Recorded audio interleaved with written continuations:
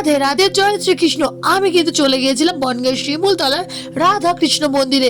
সন্ধ্যাবেলায় যখন ঘন্টা বাজছিল, চারপাশে ফুলের গন্ধ আর শান্তির আলো ছড়িয়ে পড়েছিল। সেই মুহূর্তটা যেন অন্য জগতের অনুভূতি।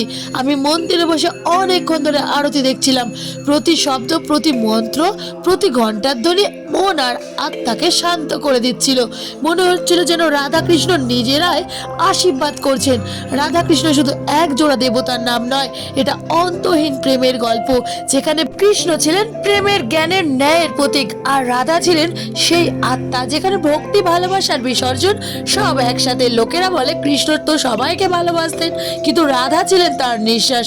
কারণ রাধা আর কৃষ্ণ আলাদা নয়, তারা হলেন এক আত্মার দুটো রূপ। রাধার প্রেম শর্তহীন, প্রত্যাশাহীন, আর সেই প্রেম আমাদের শেখায় সত্যিকারের ভালোবাসা অধিকার নয় ভক্তি, সত্যিকারের প্রেম দেহে নয় আত্মায়। আজ মন্দিরে বসে মনে হলো, যদি জীবনে রাধার মতো ভক্তি আর কৃষ্ণের মতো দয়া থাকে, তাহলে জীবনটাই হয়ে যায় আশীর্বাদ।